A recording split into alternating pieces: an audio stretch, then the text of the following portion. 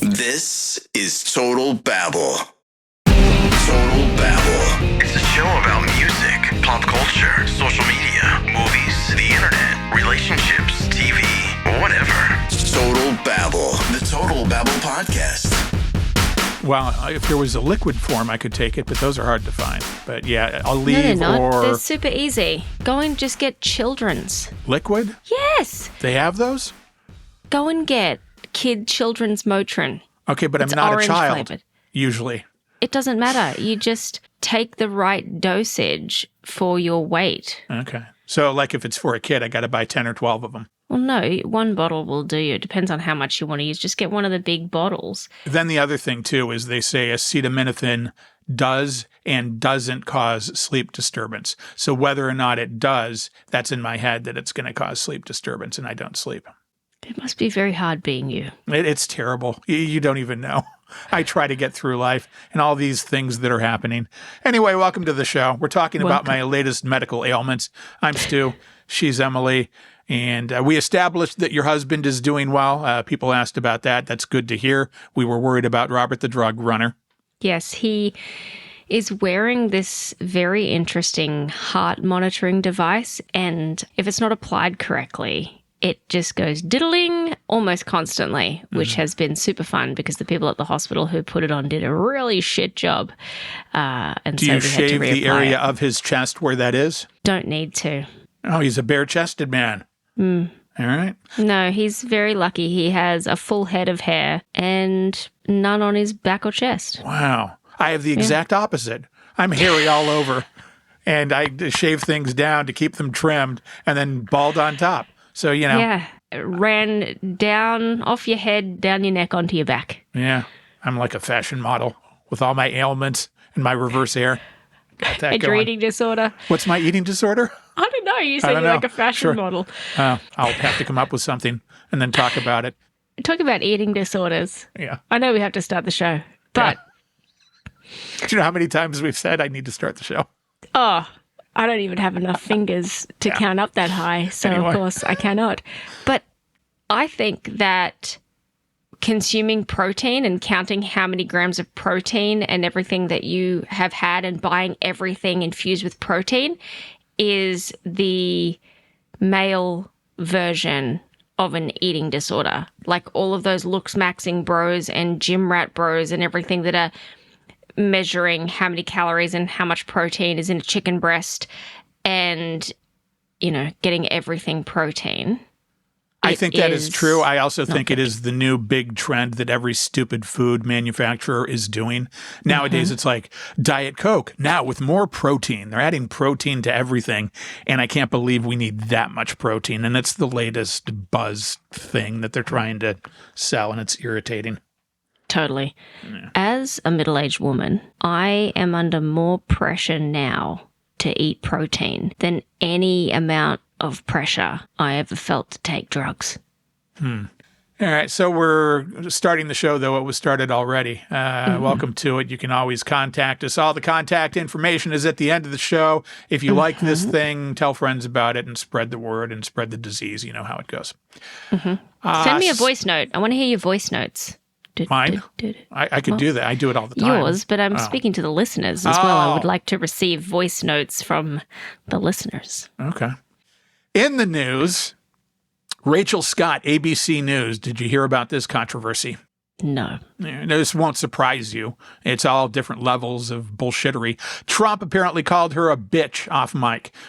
He was being interviewed by her, and she asked him a pointed question, as she does, because she's Rachel Scott, and he was calling ABC fake news, and he referred to her as a horror show on mic. And then when he was kind of off mic, you can kind of see it in the clip. He calls her a bitch, something, bitch this, bitch that. And I was going to pull a clip, but I just can't bear hearing his voice anymore. You ever get to those points where you just can't hear his voice even?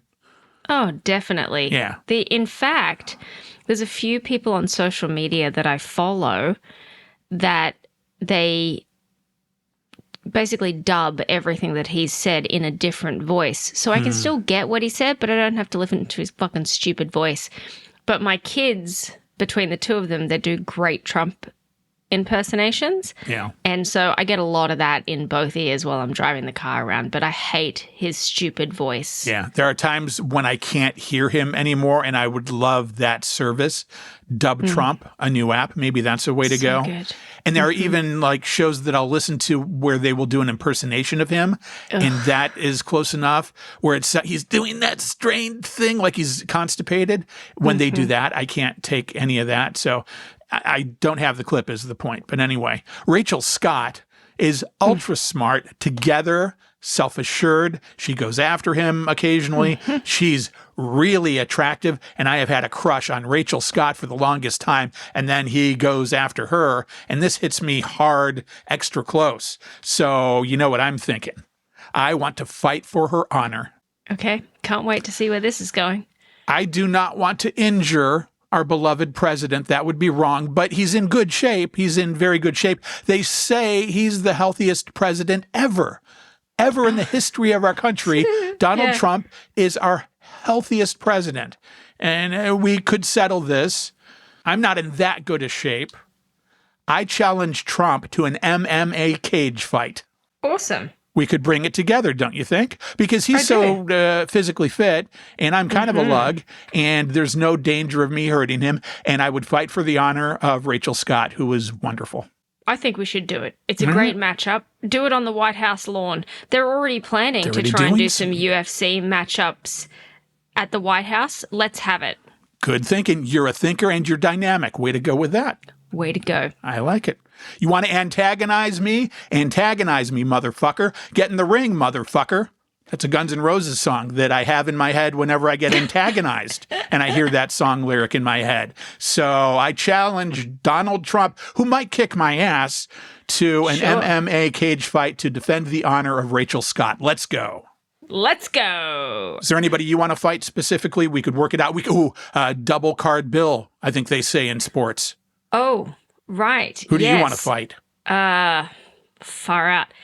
So many people. Yeah. Does it have to be someone famous, or can it be like someone who lives on my street? Because we I've can got do feelings. it however you want. We can do it. It's just you have to keep in mind the crowd that we're going to get. We want to attract crowd, but whatever you want to do. If we want to attract the kind of crowd that hangs out and around the White House, it should actually be a jelly wrestling match between a couple of 8-year-olds. That's good. How do you feel like you do against George Santos? Depends on if he's wearing his high heels or not. Yeah, I pictured that. And, would we have a heel rule? How would you like that, heel or no heel? I prefer the stability of a barefoot. Okay. Yeah. And I think that's more fair because you put him up on those heels, you can knock him over easily. But I mean, potentially. Yeah. Yeah. He's back, but he's not back. He got pardoned, and I just don't know what he's doing. I would not like to find out, but I'm asking the question.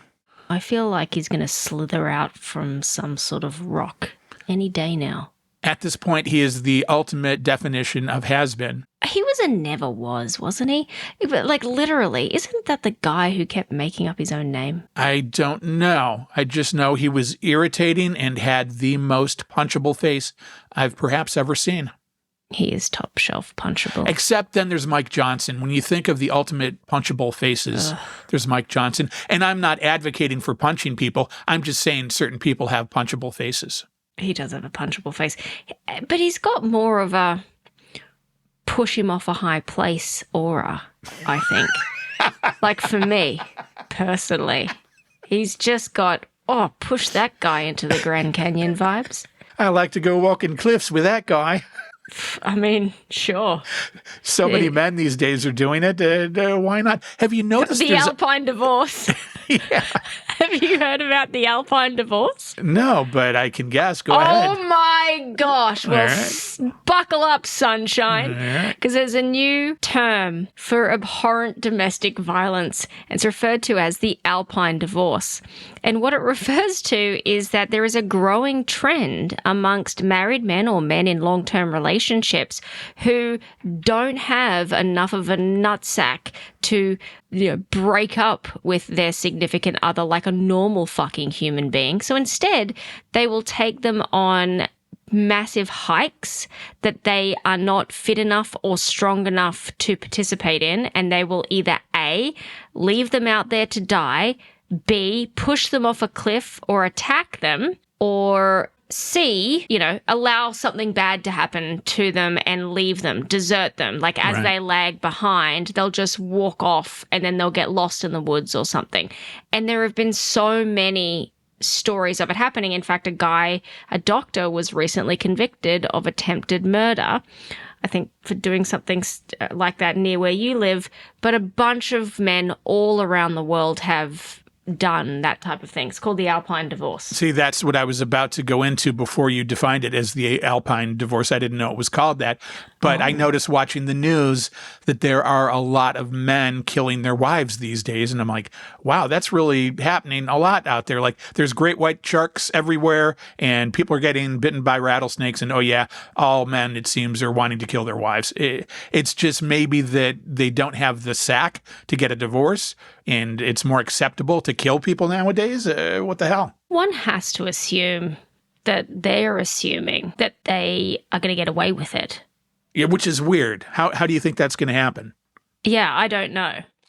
They must be doing that thinking that they're going to get away with it. Like they must have an inflated sense of savviness and that they're just going to get away with murder. It's the whole, it's going to look like an accident. And obviously they don't get away with it, but then I wonder how do they not get away with it? Like if you were walking a cliff with someone and you pushed them off the cliff, apparently they can decipher that you've pushed them off the cliff. How do they know that? There's some kind of forensic thing that they must do to be able to tell, this was a murder. I guess we're not supposed to know because then we would do it, right? Well, yes. And what has happened, and I do love this for the women involved, their pussy husbands, the women have seen it coming and then they've fought him off. And then he's taken to smashing her with a rock and trying to inject her with something and hasn't been able to successfully get her off a cliff because this is how dumb they are. Women are smart. And so the man in that particular thing was trying to get her to take a photo near the edge of the cliff and kept telling her to move back, move back, move back. Almost got the view. Keep going. Keep going, keep going. And she's like, no, I'm not going to do that. And then he tries to push her off. Yeah. And then she's not having that. She's literally fighting for her life. So he picks up a rock and starts bashing her around the head, then is disturbed because somebody comes upon them. She's screaming for help and somebody comes to her aid and he just scurries off. That's how it happens. Into the bushes. And then other times they're the only person who's been with them and they've left them and their phone shows that they never went back for them. Right. So men, just generally speaking, aren't as smart as women. Maybe people will disagree with me, but there's data to back it up. Henry Rollins said men are dumb, women are evil. And I think to varying degrees that can be true. Women can be as evil as they need to be sometimes. Sure. I would also think, though, that statistically, in terms of the heinous shit continuum, it still definitely tips in favor of men. Yeah, this is still a bullshit man's world. Violent crime and all that sort of thing. Although, did you hear about this study that was like some government poll? Because we're talking about fighting the president. And it asked men, women, Republican, Democrat, who thought that they could beat Trump in a fight. I haven't even seen this. I was just going with my thing to defend the lovely Rachel Scott. But tell me. Okay, because I think there are plenty of people who you could put on the undercard to fight anybody you wanted in Congress.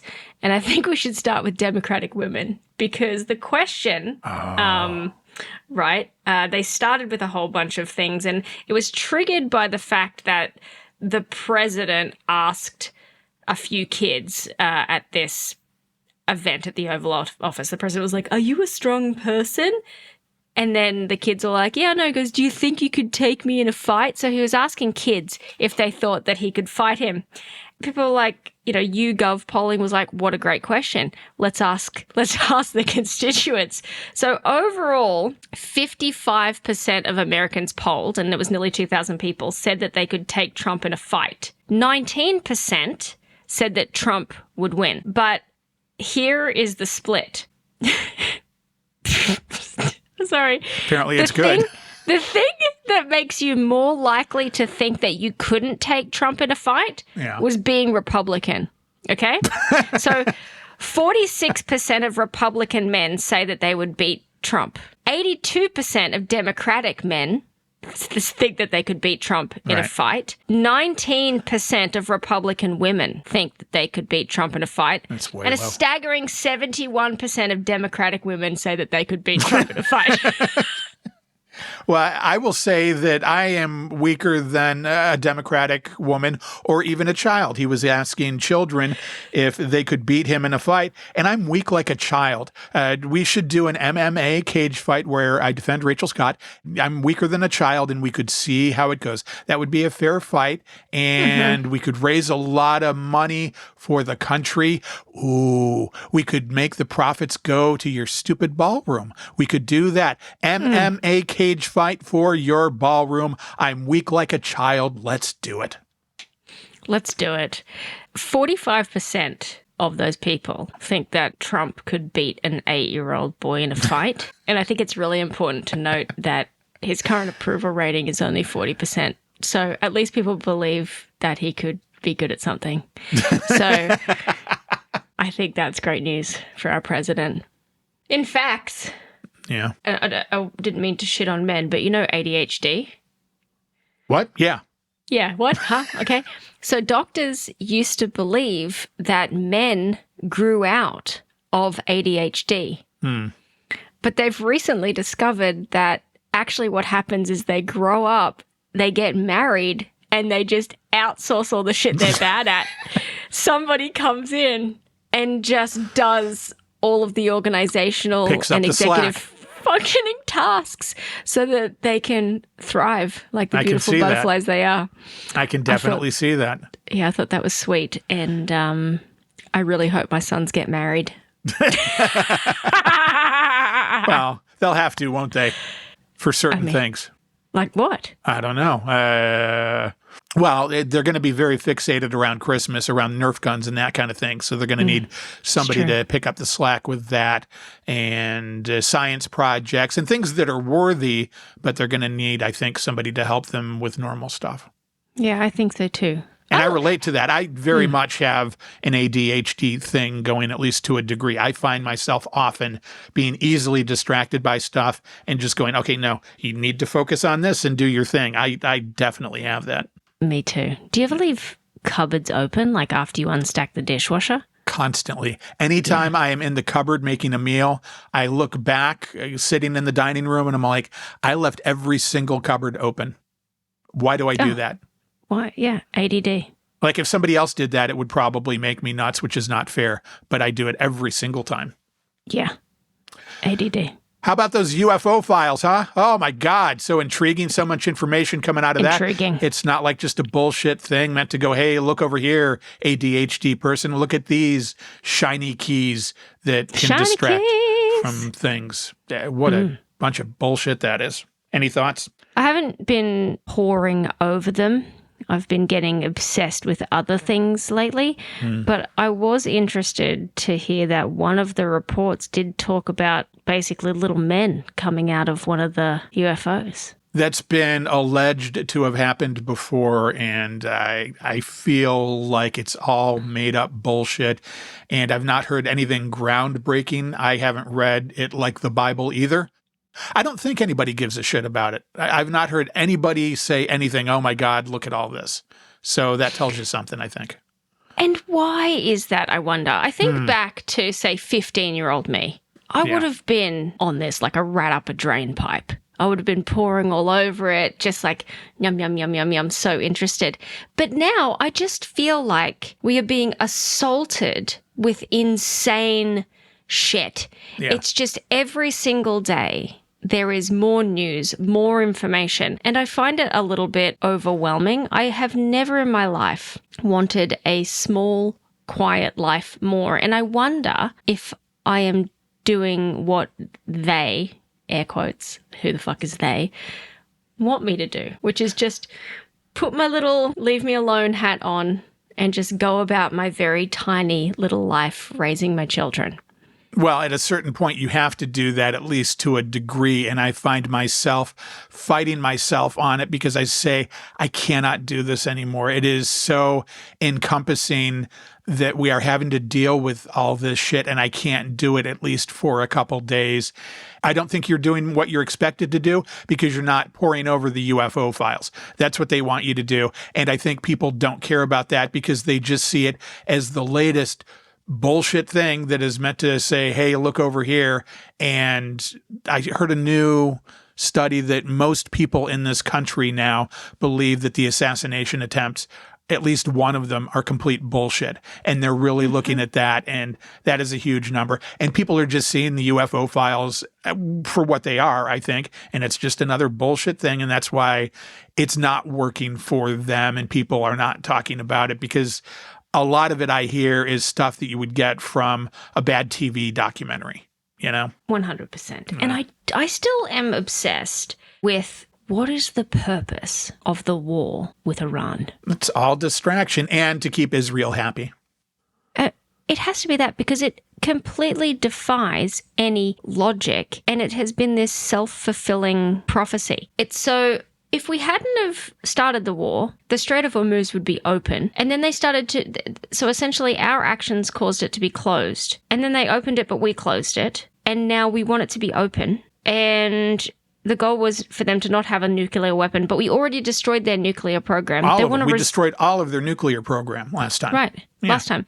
And we just keep going back. And it is just this circular, ridiculous, self-fulfilling piece of stupidity that makes no sense. Yeah. Well, that is a thing that was meant to be a temporary distraction that he got us into, that he was going to get us into so that he could then move on to something else. And it's so fucked up, and he's not done a good job with it. And the Iranians are not giving up, and he doesn't know how to deal with it because he's an inept old fucker and he doesn't know how to handle it, that now he's trying to get out of it while his approval rating is dumping even more because people don't want to be in a war generally, and they don't want to be in a war when they can't afford to even live. So exactly. And with the amount of money that they have spent on this war, we could have paid for so much food and healthcare. Yeah, but then that's socialism. We can't do that.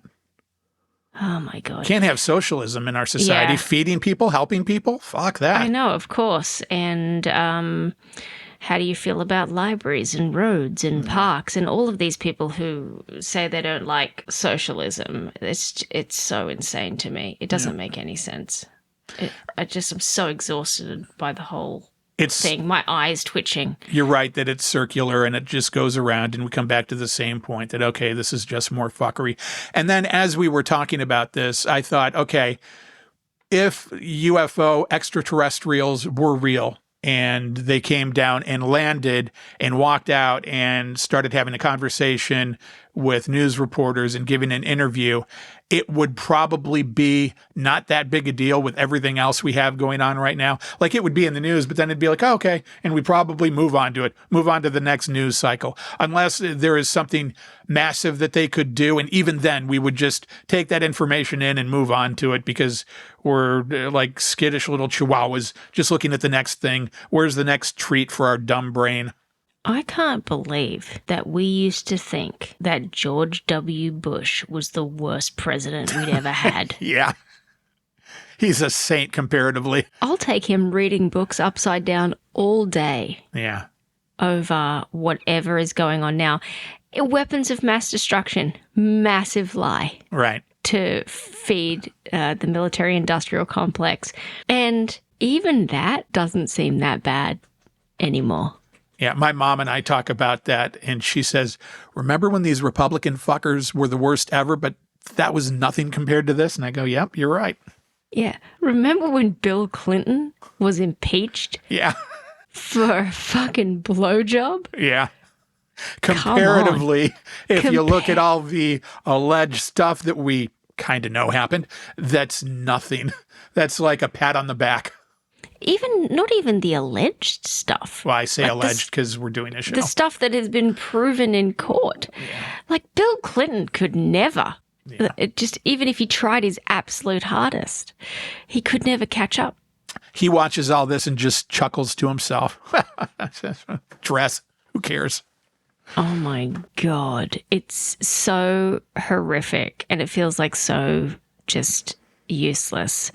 There have been a bunch of predictions that I think are the most scary to me, though, which is the prediction is that he is going to have a third term because he's going to call martial law. Yeah, well, And then there's bring back huge conscription. fuckery underway, and we just have to not allow it. Everybody has to get out and vote. And I think even in the midterms, we're going to vote people out, and we're not going to have things settled for at least a year. And we're going to have to fight over who is really in power because they're going to bullshit and needle dick everything to make it difficult to get people out of power. And I'm not sure that we're not going to have a new revolution. That could be coming too. That might be what it takes because nothing about this is going to be fair. It's all going to be corrupt and terrible, and we might need to get ready to fight. We might. Yeah, And I not think me that because I'm weak anybody- like a child for MMA boxing. Hey, you can maybe beat an 8-year-old. Get in the baby pool and lube up.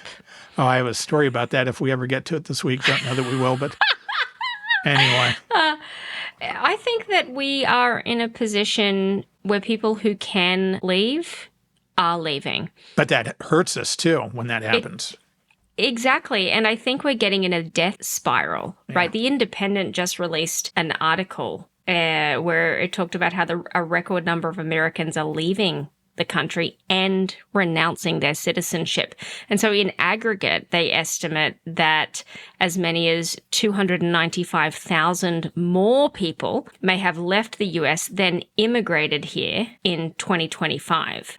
So that is, for context, a once-in-a-century level. And it's not just because of politics. I have talked about that on the show. I'd love to be out of this country. Yeah. And all those fucking asshole right-wing dickheads, when you bring up a good point that they can't come back with anything, they go, well, if you don't like it, leave the country. I would really like to. That'd be fantastic if I could. Because fuck you and everybody like you. People would very much like to, because the cost of living is so insane. It's not just because of the politics. And the cost of living is so outrageous now. It's at a level that we likely haven't seen since the Great Depression. Yeah.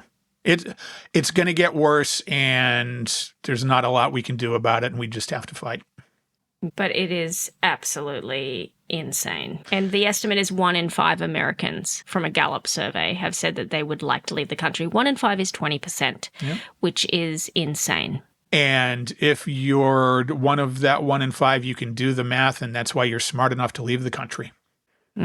That's what I just worked out. I get promoted things on Facebook to move to other countries. I got one the other day and I filled it out because I want to. And then it turned into this whole big, okay, be sure to answer your phone when we call. And we're going to have to talk to you more about, and I know it's getting to, okay, there's going to be a fee involved and it seems very scammy. And I would like to find a legitimate way. If you're in Canada, help me. Help me get out of here. So there's lots of countries that do digital nomad visas. Nomad sounds mystical. If you can do your job remotely from anywhere and all you need is good internet, you can move to places like Belize. Belize is an English-speaking country. But then how do they set up the pay scale? Because I know where I work now, it is based on the state that I'm in, and that all has to be defined, and that's a part of the thing when I'm working from home. Well, you don't have to tell them that you've moved. Yeah. So, for example... I think I would, though. I mean, you could if you really wanted to make your life more complicated. I think they can see IP based on where I'm connecting from and their VPN and that kind of thing. But whatever, it's all just fantasy. We're just talking fantasy nutsiness now. Yeah. Well, I mean, you can still get paid in the country and pay tax here and live somewhere else. It's many people earn money in all different states and countries and that kind of thing, and you just move the money around. All right, well, when I'm looking to pull a scam, I'll come back to you because you're good at that. So it's not a scam, though. That's a little bit of a scam. It's a worthy scam, a good scam.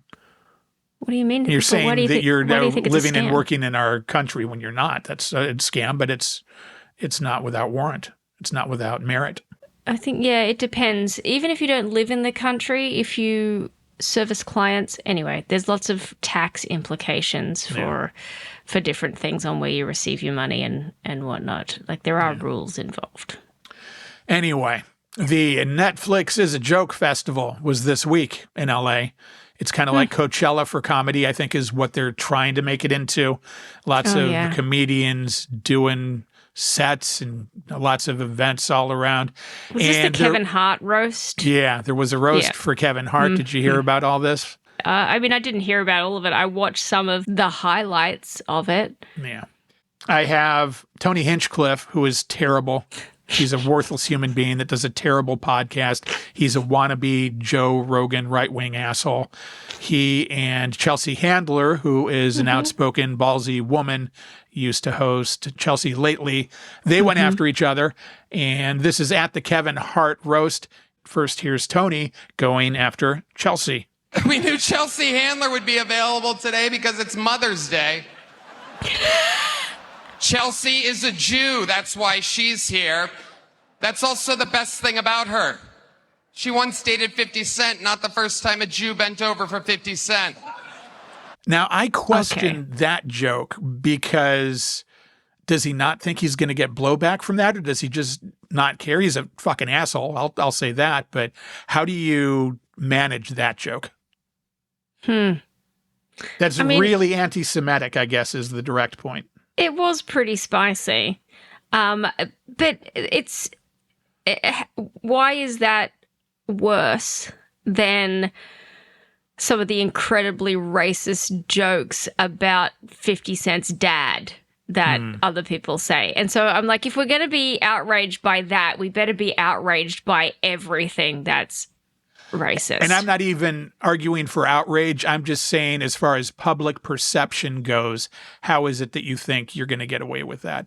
Like, in my mind, say whatever you want to say, and the public will decide what they're going to support and what they're not. But how do you think you're going to get away with that? But all right, back to Tony. I'm not going to keep interrupting these. I kind of just want to play him. Here we go. Jew bent over for 50 Cent. Chelsea, why so serious? She looks like the fucking Joker, people. She's aging like a vegetable in Lizzo's fridge. Yeah, and she fucking sucks and always has, by the way. Her whole act is just talking about how it's stupid to have kids. We get it, your ovaries are busted. That's like if Kevin's whole act was about how roller coasters aren't that cool anyway. But seriously, Chelsea actually had her eggs frozen, not on purpose. They're just inside of a cold, frigid bitch. Yeah. I call her Sterile Underwood. And if I'm being just generally critical, that's not criticizing, but being critical and judging the performance, to me, she fucking sucks seems really weak. Like, you want more than that. Say. No, exactly. There is a skill set required for a roast. Right. And there is a way to do it.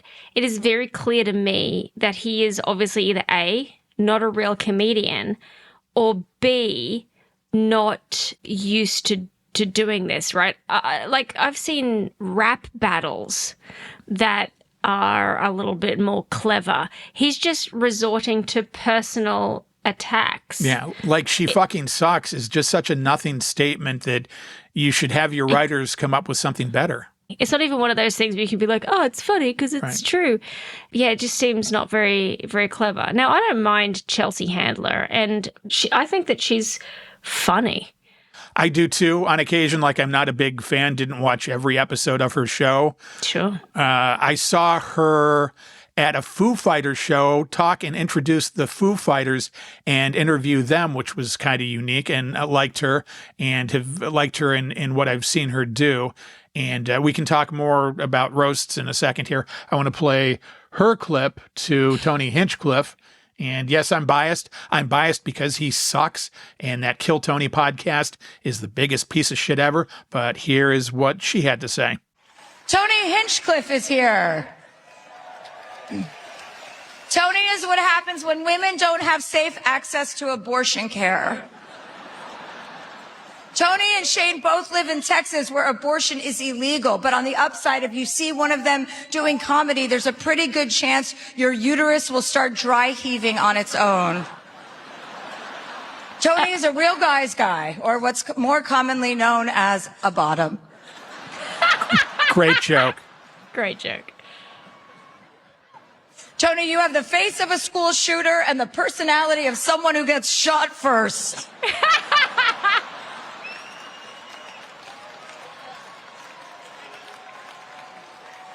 Look at you. You look good. You got like a little Hollywood glow up.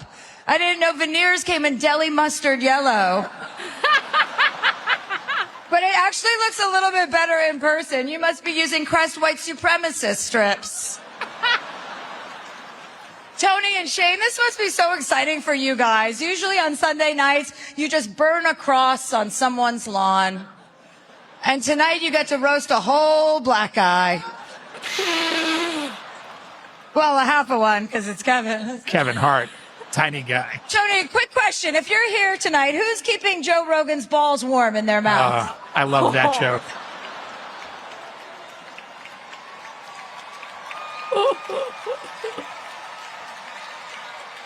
Now that your favorite leader is making the draft mandatory, I assume that all of you will be signing up to go fight in Iran. Or do you tough-talking pussies only go to the Middle East for comedy festivals? And that joke is great because if people don't know, there was a big comedy festival in Saudi Arabia, I think it was, and some prince paid comedians millions of dollars to go and perform, and a bunch of them did it, and they were criticized because there's so many human rights violations and that kind of thing over there, and they said, well, they were actually very open to our jokes, and I don't know where to land on that one. I don't know if I could rationalize that or not, but I felt like she did a great job there, and I'm not just critical of them. There's a lot of podcasts that I'm critical of that it's just so dumb and base, and yet they are hugely successful, and that annoys the fuck out of me. Call Her Daddy is that too. It's Kill Tony and Call Her Daddy are just the fucking worst. At least Chelsea's, bits they're clever.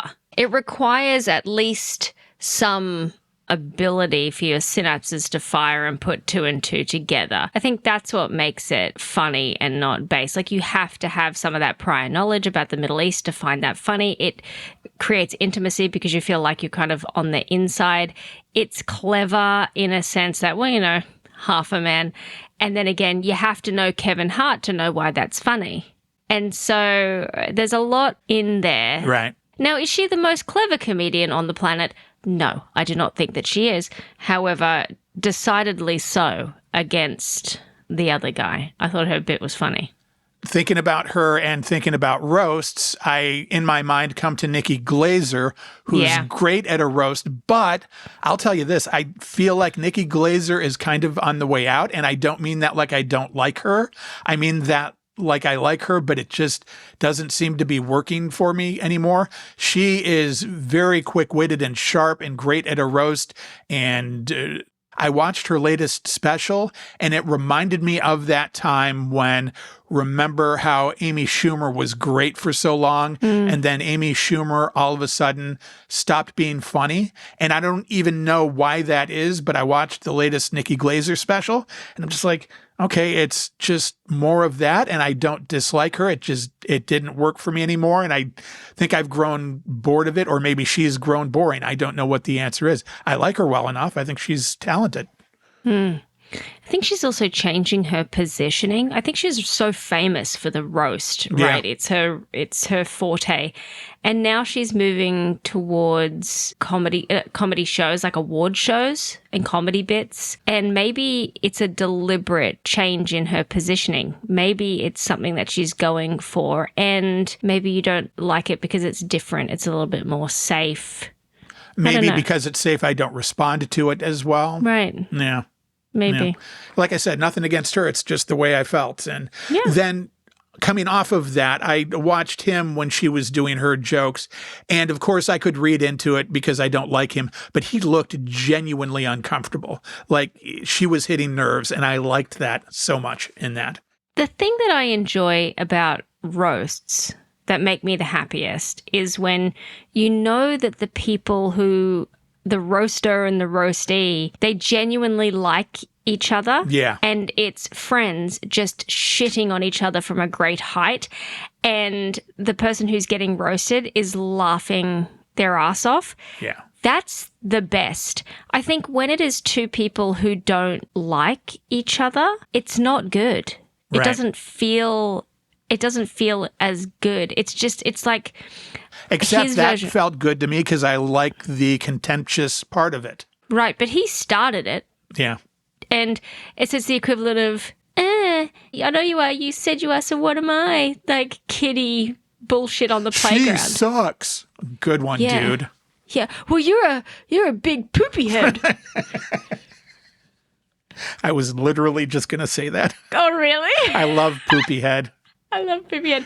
And it's not even clever. It's like personal attacks on a woman because she doesn't have children, Right. as if that is her whole entire worth, is just so boring. And I will So say that boring. he had some decent jokes in there, but also he's a piece of shit and I don't like him. So, Yeah. He's just boring. speaking of which, I tried to watch that Manosphere documentary that's been out, and I can't get through it. Like, it just makes me so angry. I get about 10 minutes in, and it's just so edgy with dumbness. There are dudes that are that fucking dumb. I can't watch it, and it just makes me tense, and I can't be around it. It's like watching dental surgery or something. Oh my God, it just hurts. Now imagine if you're a woman trying to date in today's world and you keep running in to that. And then I would say, absolutely true. Who are the women that date these assholes? Is there any self-respecting woman that would date one of those guys? There are, because we see them. Right. And as someone who accidentally went on a date with somebody like that a very, very long time ago, I got a couple of dates in until I realized that this guy, there was something not right about him. And he had very strong opinions about how much money I could and couldn't earn. He started to ask me how much money I earned, and he wanted to tell me how much money he earned. And it was very important to him that he was straight up and said, if we continue dating, you can never earn more money than I can. I will never be with someone. And if I ever get married, she won't be allowed to work, and all of these different bits and pieces. And I thought that that was pretty bold, and it just felt really weird. I guess you just have to find a worthy Republican woman that's going to be okay with that and be okay with a domineering husband. And I guess they just do that for the money. You know, okay, I'll be set the rest of my life. More Melania's, I guess, is what it is. Be best. I think it's a misnomer on being set for life, because the data tells us that now, on average, more women are graduating with college degrees, more women are ascending faster and earning more money. And so anybody who is a smart woman who shackles themselves to a man who has very specific opinions around limiting her economic contribution. Now, everybody has their whatever they want to do, and that works better for their family. However, it seems silly. I don't think you're going to end up being set for life if you end up shackling yourself to someone who peaked in high school and doesn't have very many economic options. All right, last one here before we wrap this one up. In dumb shit sports news. Oh, can't wait. Indy 500 has a special race coming up to celebrate the 250th birthday of this country, and they made special merchandise. They have T-shirts to sell, and see if you can guess how they fucked the T-shirts up. It's the 250th birthday of this country. I don't know what centennial that is, but it starts out with Abraham Lincoln. The Lincoln Memorial is wearing a driving helmet.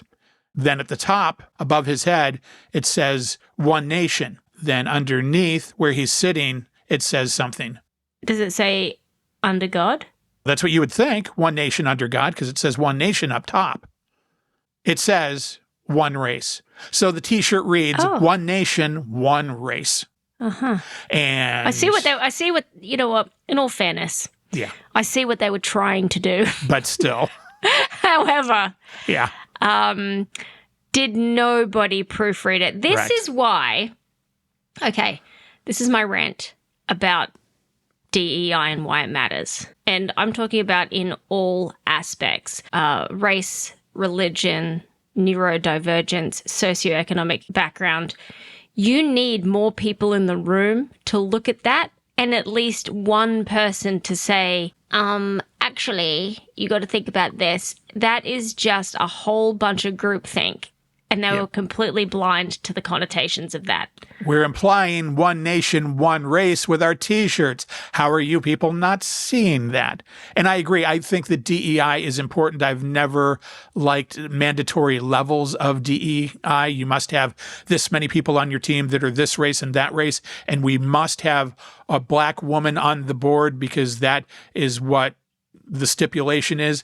I feel like we need very thorough methods to evaluate whether you are being fair to people, but I don't necessarily want mandates.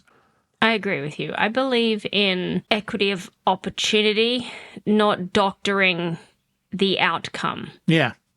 Right? Making sure that everybody is considered equally and that we take bias out of hiring processes.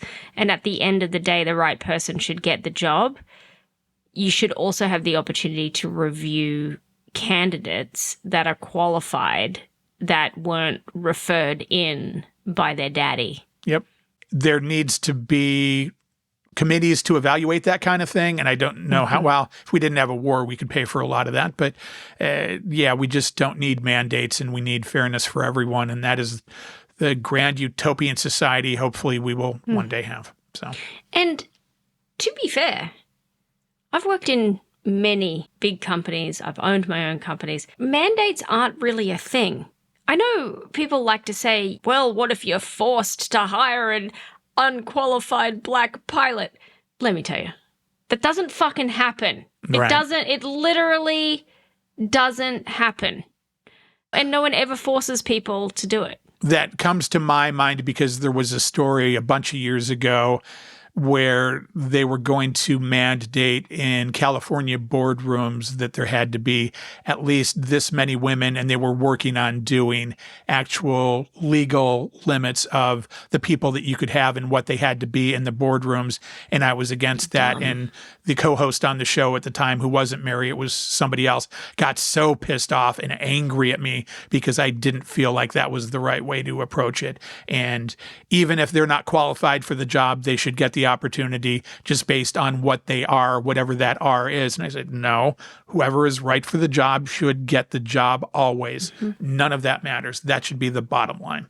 Yeah, I agree with you. And the reason why, from my perspective, is I want to be hired because I'm the best and right person for the job. Yeah. I don't want to be hired as a token because then people don't take me seriously and I won't be able to do my job and I'm not being set up for success. And then I create a bad name for all of the other people who come after me. Any woman, and maybe I'm going out on a limb here, maybe I'm wrong. You can always find, there's one in every crowd. But I will say no woman or minority wants to be used as a token and just be given an opportunity for that reason. If you're the best for the job, get the job. Yeah. I think that in that situation as a woman and maybe a woman of a different racial background, you're already going to be fighting the perception of being the token. And then to really be the token puts you in a really terrible position. Absolutely. Yeah. It is insane. Last thing I'll say is that we need a special slogan for the 250th celebration of America. I don't know what that is, but I've been watching John Adams, that miniseries, and it is so good and so interesting. It was out 5 to 10 years ago, and I just never watched it. And I started it thinking it was going to be really boring and American history. I'm not a history guy. and it's great, but I would say don't watch it because it will depress the shit out of you. It is terrible to see our forefathers of this country putting themselves out there for their families and putting everything on the line and doing what's right just because it's right, and giving everything and bringing their 14-year-old kids into battle. And they did all that, and now we've come to this corrupt place where we can't even get people that should have a backbone to stand up just to doing the right thing a little bit. If you watch that, you'll think, oh, it's great, but it also depresses the shit out of me. So if you went back in time and told people what they were fighting for, they would be horrified if you gave them a preview into what today's world looks like. I think that they would be absolutely aboard. And it wouldn't just be the political situation. I think it would be the cultural situation, how we're raising our children, the food we're eating, the way we educate kids. I think the whole thing would just give them the ick. It's amazing that we've come to this place, but here we are. Yeah. It's horrific. You know what else is amazing? Low taper fade. No, what? Shut the hell away from me. Christina. She's amazing. Christina is amazing. We salute Christina. Keep saying we're going to get more clips of Christina, and I'll do it one day. It's just, so much to do, so many things to say, and we do them. I'm at the point now where I could just babble randomly and incessantly, but we could probably end the show. So unless you have something else, I'll say goodbye. Goodbye and good luck. May the Schwartz be with you. Ooh, Spaceballs. Spaceballs 2 out yet? I was going to stop, but we're not stopping. Is Spaceballs 2 out yet? I know they were working on it. They're working on it. I haven't seen the release yet. All right. Mel Brooks is a genius. Goodbye. Bye. Okay, you know how this goes. Like us, subscribe, tell your friends, write a nice review, engage with us. We're Total Babble on Instagram, on Facebook, on Threads, and on Blue Sky. Email is show@totalbabble.com. The Total Babble Podcast.